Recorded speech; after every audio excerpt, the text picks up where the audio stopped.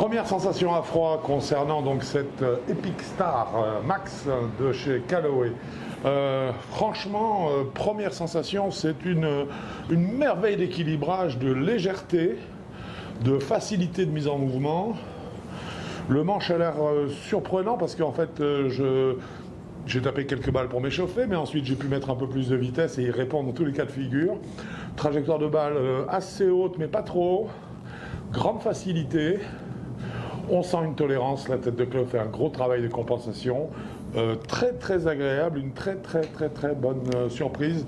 On va vraiment aller chercher dans le détail, voir un petit peu à quoi correspondent mécaniquement les sensations que j'ai pu ressentir. On va donc fouiller ça dans le détail, on en parle dans quelques instants.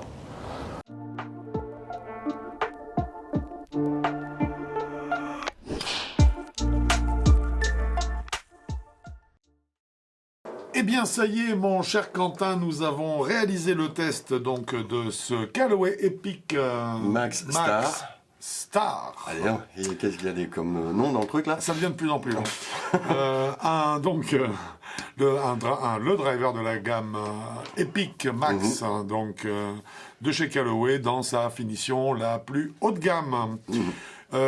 Pour parler de l'architecture de ce club, tout d'abord, il s'agit d'un club qui est 52 grammes plus léger qu'une tête de club, 52 grammes plus légère que celle du l'Epic Max tout court. Donc c'est un club qui est léger. Voilà, qui est très léger et qui nous donne donc déjà l'indication que, étant très léger, il est certainement fait pour les joueurs qui recherchent un petit peu de vitesse. Voilà.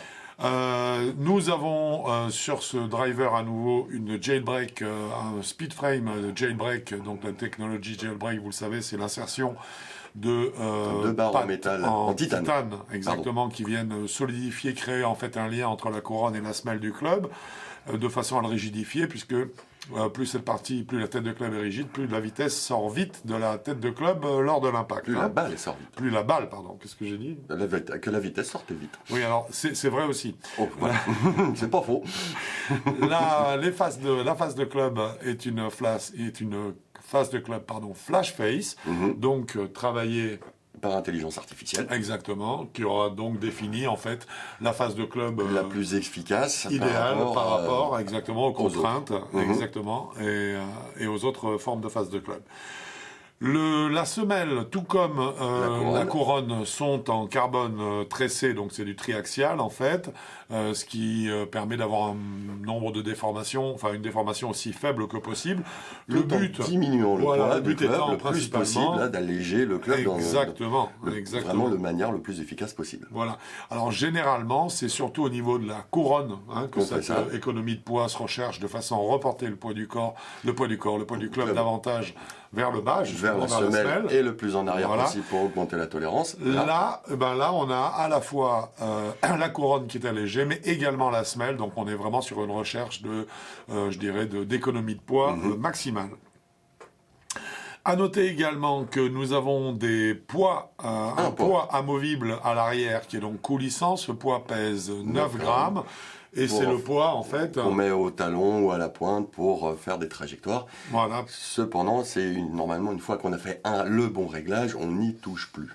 Voilà, c'est important de ne pas s'amuser à essayer sur chaque coup de changer ça n'a aucun intérêt, en fait. Donc, c'est vraiment trouver, effectivement, le réglage qui vous convient. Et une fois que c'est fait, en espérant qu'il soit le plus proche du neutre possible. Et à ce moment-là, de le verrouiller pour que ça ne bouge plus. Nous avons également, et c'est un point qui est très important sur ce driver, un montage qui est fait sur un shaft ATAS en fait, qui est un shaft ultra léger, mais qui offre une réponse dont nous parlerons dans quelques instants. Et la légèreté, il est de 36 grammes. Voilà. Donc là, on est sur de l'extrêmement léger.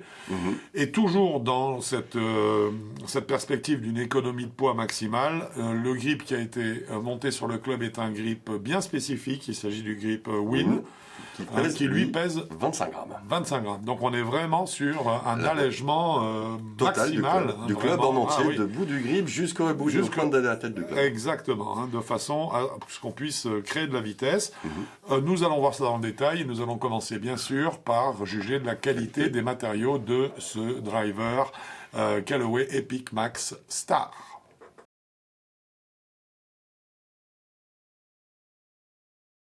Donc nous parlions de qualité des matériaux, mon cher Quentin. Oui, et de mon point de vue, Callaway a encore fait très fort, il n'y a rien à dire, il est magnifique. Surtout qu'on est dans la gamme Star, c'est le plus haut de gamme chez eux. J'ai pas vu un raté, c'est magnifique, c'est bien fait, c'est intelligent, c'est bien amené, c'est tout, il n'y a rien qui puisse faire défaut à ce club au niveau de la qualité des matériaux pour moi. Qualité, assemblage, et puis on peut le dire aussi pour du très haut de gamme. Et alors longévité, certainement excellente. Donc là on peut tabler à mon avis sur un minimum de 10 ans. Ouais, 6-10 ans pour le driver, en tout cas sans problème. Voilà. Et puis également, quand même, je trouve un très bon goût pour avoir, puisqu'il s'agit du très haut de gamme de chez Callaway. Je trouve que le mariage entre les couleurs or, noir, non seulement comme les assemblages sont parfaits, en plus ça ressort très bien, le carbone tressé, les petits inserts d'alu. C'est magnifique, donc c'est du très très très beau matériel, c'est vraiment, je pense l'expression de ce que Callaway peut faire sûrement de très très très bien. Ouais, vraiment de mieux, voilà. On peut le dire. Donc forcément, sur les 2 points, nous avons attribué 2 points. Quelle surprise!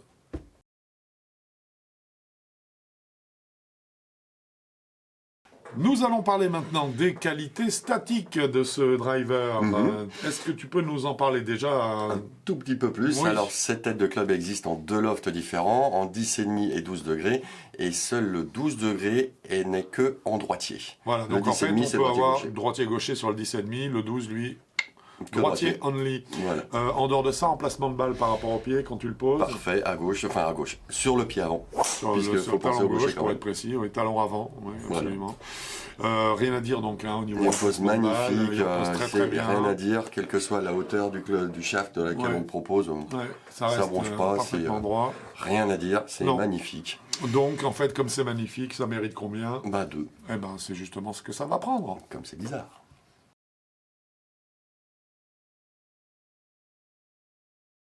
Nous allons parler maintenant de stabilité. De moment d'inertie.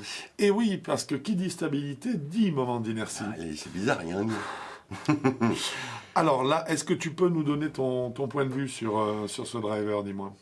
Que je ne sais pas de combien est le moment d'inertie, mais il doit être assez énorme. Colossal. Parce que j'ai beau lui décentrer les balles, il n'en avait rien à faire. Non. C'était, je reste stable, je reste dans mon chemin, je reste stable, posé, et puis c'est tout. Stable à la fois dans le swing, voilà, à la fois à la résistance au coup décentré, vraiment une impression stupéfiante de sécurité. Tellement il est stable.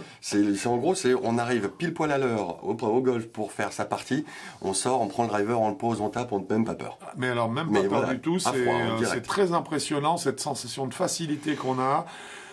Sa légèreté y est pour beaucoup, mais pas que sa légèreté, parce qu'en fait, à l'intérieur de cette légèreté, l'équilibrage entre les différentes parties du club, entre le grip, le shaft et la tête, est parfait, je trouve. Elle est magnifique. C'est réglé merveilleusement, vraiment, vraiment, vraiment. Donc, ce qui veut dire que, fort de ce moment d'inertie certainement colossal, c'est dommage qu'on n'ait pas le chiffre, mais vraiment, je pense ça doit être un des plus gros moments d'inertie qu'on ait vu cette année ou dans les dernières années. Oui.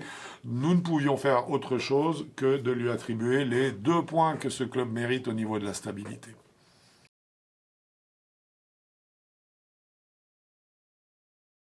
Un domaine où ce Callaway Epic Max Star va encore nous surprendre, c'est le domaine des stock shafts et stock grip. Tout ce que vous pouvez avoir avec ce club sans avoir à débourser davantage.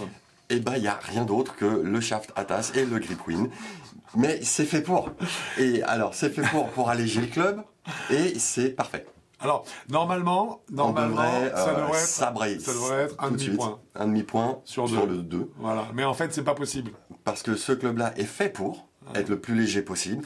Et tout a été parfaitement coordonné pour réussir. Et j'avoue, le mariage, je te l'ai dit tout à l'heure, facile à jouer, c'est nickel. C'est-à-dire qu'en fait, on ne peut pas vous recommander de choisir ce club avec autre chose que ce shaft-là et ce grip-là. C'est le shaft idéal pour cette tête de club avec ce grip-là. Voilà, donc on ne peut pas le sabrer trop fort. Non, et donc ça veut dire qu'en fait, on se retrouve dans le même cas de figure qu'on a retrouvé avec les fers de cette même série Epic Star. C'est-à-dire, en fait, oui, le nombre fait que ça devrait être 0,5 sur 2.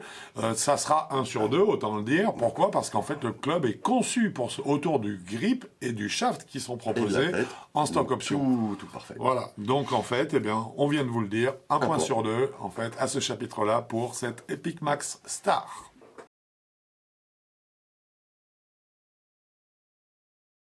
Un élément particulièrement important quand on parle de club allégé pour créer de la vitesse, ben justement, c'est la puissance. Voilà, est-ce que le club restitue de la vitesse ? Voilà, exactement.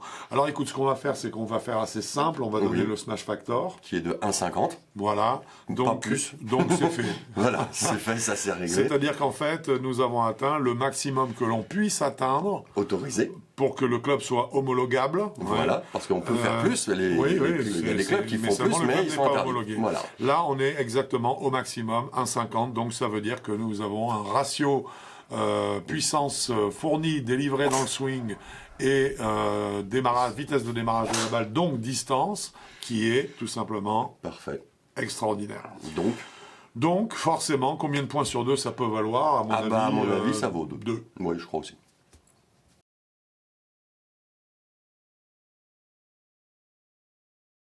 Nous allons maintenant parler de spin. Backspin. Oui, backspin. Est-ce que tu peux nous donner, mon cher Quentin, le taux moyen de spin que nous avons obtenu avec ce driver pendant notre séance ? Eh ben, le taux était de 3200 tours minute. Alors, sachant que le taux du tour est à 2500 tours minute, et que là, il s'agit d'un objectif à atteindre, 2005, c'est ce qu'on recherche idéalement. Mais tenant compte du fait que là, on est sur un club différent et fait pour les joueurs à faible vitesse, ben forcément, il faudrait que le taux de spin augmente un petit peu par rapport à ces 2005 de référence, de façon à ce qu'on ait à la fois un petit peu plus de tolérance, un peu plus de hauteur de balle, donc de portée. Donc de longueur. Donc, 700 tours minute de plus par rapport à 2005, ça me paraît tout à fait cohérent. Logique, cohérent et très bien pensé. Voilà, ce qui fait que nous allons attribuer à ce chapitre-là 2 points sur les 2 points possibles. Voilà.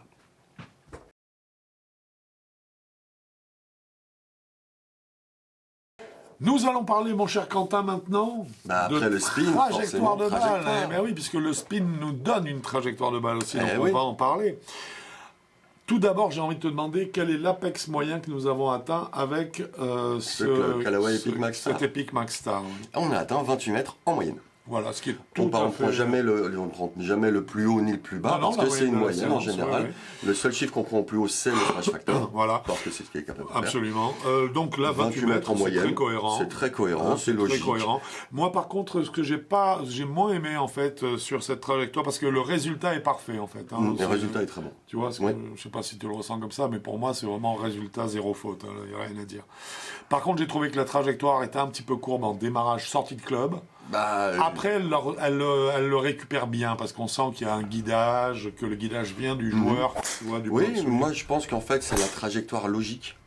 Justement pour les gens à faible vitesse, ils la font grimper un peu vite pour justement provoquer cette augmentation de... c'est ça. Voilà, de portée. De portée, merci beaucoup. Non, mais là, tu dis le mot juste, c'est-à-dire qu'en fait, c'est trop élevé pour les joueurs à vitesse normale, où on aimerait se rapprocher de 2005. Voilà. Mais à partir du moment où on est sur un club, comme tu dis, pour les joueurs à vitesse faible vitesse, je pense que tout est fait. Je pense qu'il est logique. Pour moi, c'est une trajectoire normale pour ce club. Rien de transcendant, mais logique, normal. Voilà, mais cette norme chez nous, cette norme, elle correspond à un chiffre, et la norme c'est 1 sur 2. Voilà. Donc à ce chapitre-là, ça sera bien 1 sur 2.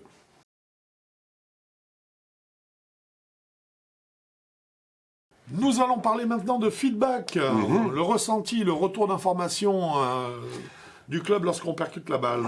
Alors moi, comme d'habitude, c'est toujours le même truc, c'est plus le club est hyper tolérant, plus en général je le trouve feutré. Celui-là, il est un peu feutré. un peu trop, mais c'est normal, c'est sa conception, c'est fait pour. C'est ça, la phase de club est tellement tolérante, tellement... Donc j'ai un léger feutrage, par bien contre. sûr. D'habitude, le feutrage me gêne. Parce que justement, je suis là, où est-ce que je l'ai tapé, etc. Mais il est tellement agréable à jouer, agréable à taper, que là, le feutrage, c'est l'un des rares clubs où je tolère le feutrage. Ouais, parce qu'il a une sonorité, ce feutrage. Il crache parce bien. Il a quand même une certaine clarté. Oui. C'est pas un feutrage mou, qui nous met dans le coton. C'est un feutrage, on se dit, bon, c'est pas du tout. Ok, on l'a tapé. On sent que le club a permis. Il a toléré. Ok, il a accepté. Ma faute n'est pas trop énorme. Il l'accepte. Mais on a une sensation de claque qui est très bonne. On ne sait pas parfaitement où on l'a tapé. On le sait bien. Hélas, à mon regret. Ça ne va pas lui coûter très très cher, mais ça va lui coûter un demi-point simplement parce qu'effectivement le sweet spot est le sweet spot. La zone de frappe idéale théorique est certainement un petit peu trop large. On va dire que la mariée est trop belle. Voilà, exactement. Donc, 1,5 point sur 2 concernant le feedback.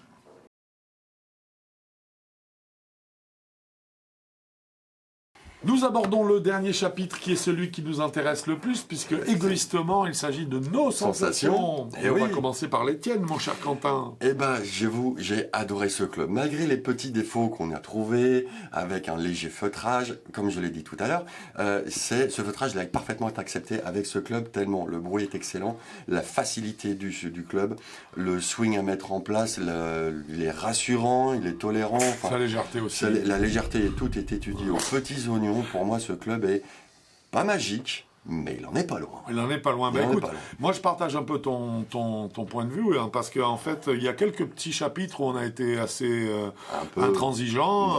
Par exemple, je vois en trajectoire de balle, on a jugé, ou en tout cas on a pénalisé un démarrage de trajectoire un peu haut. Mais globalement, je veux dire, d'abord c'est fait pour ce type de joueur, mais globalement la sensation est tellement facile. Qu'est-ce qu'il est agréable ce club, c'est génial. Ah non, personnellement. C'est surprenant. Alors un petit truc quand même, c'est choisissez bien la bonne rigidité de vos shafts par rapport à la vitesse de votre swing. Parce qu'il existe un seul shaft, mais il est décliné en plusieurs senior, régular, stiff. Ouais. Donc là, il faut vraiment prendre la bonne vitesse parce que le shaft est tolérant à une vitesse un peu plus grande, légèrement plus grande que la norme ou un peu plus petite par rapport à sa catégorie, mais j'ai osé le taper une seule fois avec ma vitesse, là j'ai senti que le shaft n'avait pas aimé. Oui, parce que ça va trop vite. Oui, ça va trop vite, mais c'est logique. Ouais. Mais par contre, comme on a fait justement en régular et en stiff, puisqu'on a changé les deux shafts, moi personnellement, j'ai trouvé aucune différence entre les deux. À partir du moment où on avait la bonne vitesse du shaft et que le shaft répond magnifique. Non, là, ça a été étudié du bout du club, du bout du grip, jusqu'à la pointe de la tête de club. Ouais, absolument. Là, j'ai rien à dire, j'ai adoré ce club. Bon, alors, autant le dire tout de suite, nous avons 4 points à attribuer au chapitre Sensation, donc 2 chacun. Voilà. Et bizarrement, on est tombé d'accord pour lui en attribuer justement 4. Voilà. Donc, c'est-à-dire, on lui a donné... tout ce qu'on pouvait parce que les sensations étaient fantastiques. Voilà. Pourquoi ? Parce que c'est un club qui est très étonnant, c'est rare, en fait, d'avoir cette sensation en main. Qui est très, et ça très nous fait oublier pensée. tout le reste, en fait, oui. parce que c'est la sensation qui nous reste quand la partie est terminée. Voilà, c'est ce que je disais tout à l'heure. C'est l'un des rares clubs qui feutre un peu, mais j'en ai rien à faire. C'est ça. Voilà. Alors, en tout cas, tout ça, ça nous a donné une note générale. Voilà, de 17,5 sur 20. Allez, et oui, il le mérite. Suivant. La gamme de joueurs, maintenant. Alors, les gammes de joueurs, pour nous, la gamme normale, c'est censé normalement être de 19 jusqu'à non classé. Tellement il est facile à jouer. Oui. Mais je pense que tous les joueurs, nous pensons, que les joueurs entre 10 et 18 qui sont en manque de vitesse... Donc qui sont les experts. Qui sont les experts, qui, hélas, commencent à être des golfeurs un petit peu âgés. Oui, par exemple. Qui cherchent un petit peu des clubs légers. C'est à essayer. Absolument à tester. Absolument à tester. Parce que c'est très convaincant, en fait. Ah oui. Et bien sûr, ce driver a un prix, tu vas nous le donner aussi. Et ce prix est de 849 €. Ah oui. Ah, boum. Oui, mais c'est le haut de gamme, c'est Star. C'est le Star, c'est ça, c'est le plus haut de gamme. Voilà. Ce qui est certain, c'est que je dirais que là, clairement, on investit lourd sur un driver comme ça. Très lourd. Mais par contre, on n'a pas l'impression de se faire voler. Non, là, on n'est pas volé du tout. Voilà. C'est parce du que bon. Là, on se dit, waouh, ça fait vraiment la différence. Ça voilà. Mon cher Quentin, je crois que ce test est dorénavant terminé. Tout à fait, mon cher Franck. Nous espérons qu'il vous ait plu. Si c'est le cas, Les petits pouces bleus. Exactement. Si vous voulez savoir ce qui se passe et ce qu'il va se passer sur Avigolf, c'est ici. Vous vous abonnez, c'est ici. Voilà. Pour le reste, n'hésitez pas, si vous avez besoin de conseils ou de renseignements, vous nous envoyez la fiche technique remplie à Avigolfeur qui est en pied de page du site avigolf.com. Vous pouvez y adjoindre une ou deux vidéos de votre swing de face ou de profil via votre smartphone. Et à ce moment-là, on se trompe pas. Voilà, et pour nous, mon cher Quentin, c'est fini, donc j'espère que nous nous retrouverons bientôt sur un terrain, ou sur avigolf.com. Bon golf à vous. Au revoir.